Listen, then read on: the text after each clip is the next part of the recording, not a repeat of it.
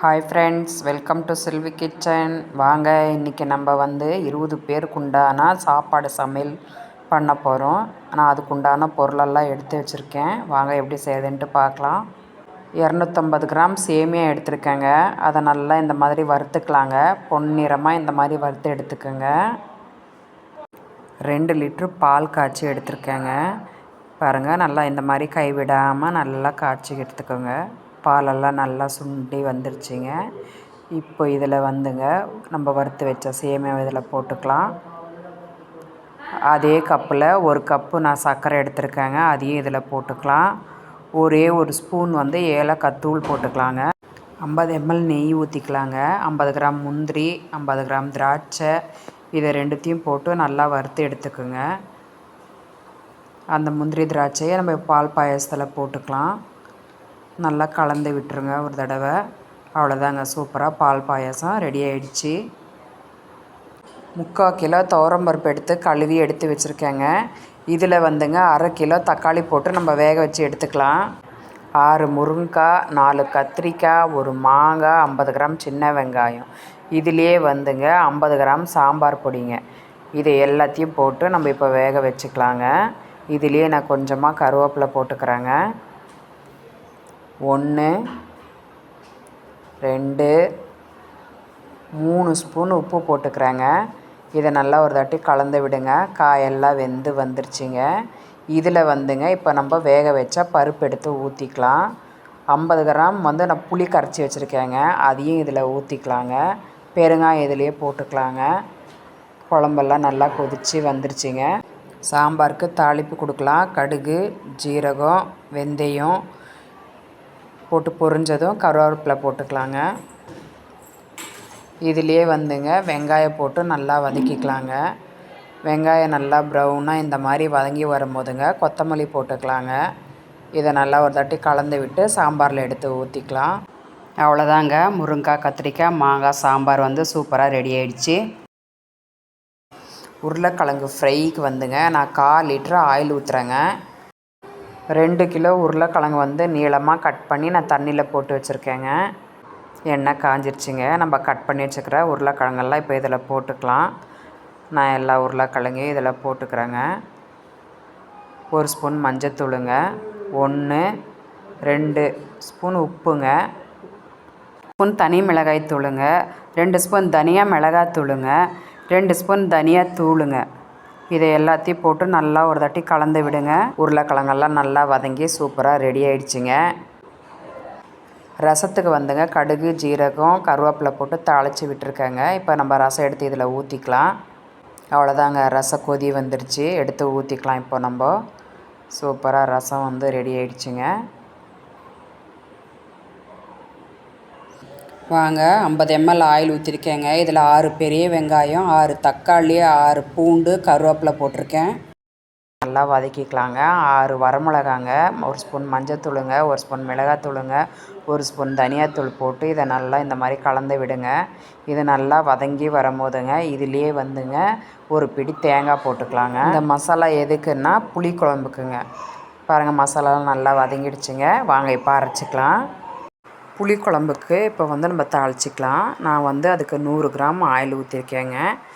Oil காஞ்சிருச்சுங்க. 1 spoon கடுகு, 1 spoon ஜீரகம், 1 spoon வெந்தயம், எண்ணெய் பொரிஞ்சு வந்துருச்சுங்க. இதில் 1 பூண்டு உரித்து வச்சுருக்கேங்க, அதை போட்டுக்கலாம். 30 சின்ன வெங்காயம் உரித்து வச்சுருக்கேன், அதையும் போட்டுக்கலாம். கருவேப்பிலை கொஞ்சமாக போட்டுக்கலாம். இது எல்லாத்தையும் ஒரு தாட்டி நல்லா கலந்து விடுங்க. இதிலே 1/2 கிலோ வெண்டைக்காய் கட் பண்ணி வச்சுருக்கேங்க, அதையும் போட்டுக்கலாம்.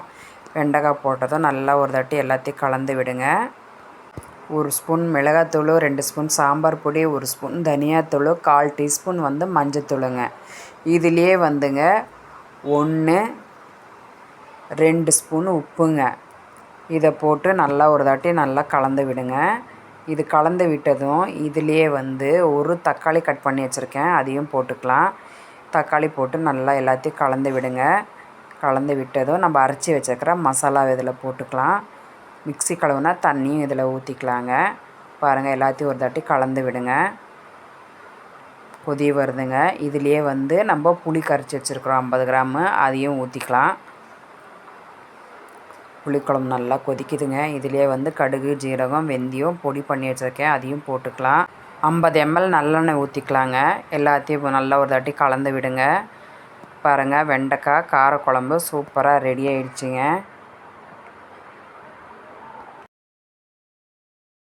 350 கிராம் சுண்டல் எடுத்துருக்கேங்க. இதை நம்ம இப்போ போட்டு குக்கரில் வேக வச்சுக்கலாம். வாங்க சுண்டல் தாளிச்சிக்கலாம். இதுக்கு வந்து நான் 50 ml ஆயில் ஊற்றிருக்கேங்க. ஆயில் வந்து காஞ்சிருச்சு. இதிலே வந்துங்க 1 ஸ்பூன் கடுகு போட்டுக்கலாங்க. 1 ஸ்பூன் வந்து உளுத்தம்பருப்பு போட்டுக்கலாங்க. இதை போட்டு நல்லா வதக்கி விடுங்க. வெங்காயம் 2 நீளமாக கட் பண்ணி வச்சுருக்கேங்க, அதையும் போட்டு நல்லா ஒரு தாட்டி நல்லா வதக்கி விடுங்க. கொஞ்சமாக கருவேப்பிலை போட்டுக்கலாங்க. இதிலே 1/4 டீஸ்பூன் மஞ்சத்தூளுங்க, 1 ஸ்பூன் கரம் மசாலா பொடி, 1 ஸ்பூன் வந்து மிளகாய் பொடிங்க, 1 ஸ்பூன் உப்புங்க.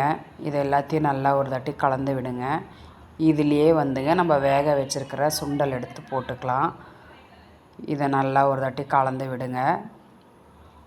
சுண்டலெல்லாம் நல்லா சுண்டி வந்துருச்சுங்க. இதில் வந்து நம்ம தேங்காய் திருவி வச்சுருக்கோம், அதை போட்டுக்கலாம். கொஞ்சமாக கொத்தமல்லி போட்டுக்கலாங்க. சுண்டல் சூப்பராக ரெடி ஆகிடுச்சு. வாங்க நம்ம காளான் பிரியாணி தாளிச்சிக்கலாம். இதுக்கு வந்து நான் 1/4 லிட்டர் ஆயில் ஊற்றிருக்கேங்க. இதில் 10 பட்டை, 10 ஏலக்காய், 20 லவங்கம் போடலாங்க. இது போட்டதும் பெரிய வெங்காயம் நீளமாக வந்து 10 வெங்காயம் கட் பண்ணி எடுத்து வச்சுருக்கேங்க, அதையும் இதில் போட்டுக்கலாங்க. இதை ஒரு தடவை நல்லா கலந்து விடுங்க. இதிலே வந்துங்க 1/2 ஸ்பூன் மஞ்சத்தூளுங்க, 2 ஸ்பூன் தனி மிளகாய் தூளுங்க, 2 ஸ்பூன் கரம் மசாலா பொடிங்க, 2 ஸ்பூன் பிரியாணி மசாலா போட்டு நல்லா ஒரு தட்டி நல்லா கலந்து விடுங்க. 50 கிராம் இஞ்சி, 50 கிராம் பூண்டு உரித்து அரைச்சி எடுத்து வச்சுருக்கேங்க, இதில் போட்டுக்கலாம். நல்லா ஒரு தட்டி கலந்து விடுங்க. இதையும் கலந்து விட்டுட்டுங்க, இதிலே வந்துங்க பொடியை நறுக்கினா 6 தக்காளிங்க, இதில் போட்டுக்கலாம். அதையும் நல்லா ஒரு தட்டி கலந்து விடுங்க. 2 ஸ்பூன் உப்பு போட்டுக்கலாங்க. 4 பேக்கெட் காளான் வந்து கழுவி எடுத்து வச்சுருக்கேங்க, இதில் போட்டுக்கலாம். இப்போது இது எல்லாத்தையும் ஒரு தாட்டி நல்லா கலந்து விடுங்க. இதிலே வந்துங்க புதினா கொத்தமல்லியும் போட்டு நல்லா கலந்து விட்டுக்கலாங்க. இந்த கப்புலங்க 1 கப்பு நான் அரிசி எடுத்துருந்தேங்க. இப்போ நம்ம 2 கப்பு தண்ணி ஊற்றிக்கலாங்க. இதிலே வந்துங்க கொஞ்சமாக நம்ம தயிர் போட்டுக்கலாங்க. தண்ணி கொதி வந்துருச்சுங்க. நம்ம இப்போ கழுவி வச்ச அரிசியை வந்து இதில் போட்டுக்கலாம். அவ்வளோதாங்க, சூப்பராக காளான் பிரியாணி ரெடி ஆகிடுச்சிங்க. இதில் நெய் ஊற்றிக்கலாம். வாங்க சாப்பாடு வெந்துருச்சுங்க, இப்போ வடிச்சிக்கலாம். காலிஃப்ளவர் சில்லிக்குங்க, இங்கே பாருங்கள், நான் எல்லாம் காலிஃப்ளவரெல்லாம் சுடுதண்ணியில் போட்டிருக்கேங்க. இது வந்து ஒரு 2 கொதி வந்ததும் நம்ம இதெல்லாம் வடித்து எடுத்துக்கலாங்க. இப்போது காலிஃப்ளவர் சில்லிக்கு வந்து நான் மசாலாலாம் போட்டு எடுத்து வச்சுட்டேங்க. வாங்க காலிஃப்ளவர்லாம் நான் இதில் போட்டிருக்கேங்க, எல்லாம் பொரிஞ்சிருச்சுங்க. இப்போ நம்ம அப்படியே எடுத்துக்கலாம். எல்லா காலிஃப்ளவரையும் பொரித்து எடுத்துட்டேங்க. வாங்க சாப்பாடெல்லாம் ரெடி ஆகிடுச்சு. சேமியா, பால் பாயாசம், சுண்டல், காலிஃப்ளவர் சில்லி, உருளைக்கிழங்கு ஃப்ரை, காளான் பிரியாணி, தயிர் பச்சடி, வெண்டைக்காய் சின்ன வெங்காயம் காரக்குழம்பு, முருங்கைக்காய் கத்திரிக்காய் மாங்காய் சாம்பார், உளுத்த வடை, சுட சுட வெள்ளை சாப்பாடுங்க, ரசம். வாங்க சாப்பாடெல்லாம் ரெடி ஆகிடுச்சு, சாப்பிட்லாம். இந்த வீடியோ உங்களுக்கு பிடிச்சதுன்னா லைக் பண்ணுங்கள், ஷேர் பண்ணுங்கள், சப்ஸ்கிரைப் பண்ணுங்கள். தேங்க்யூ.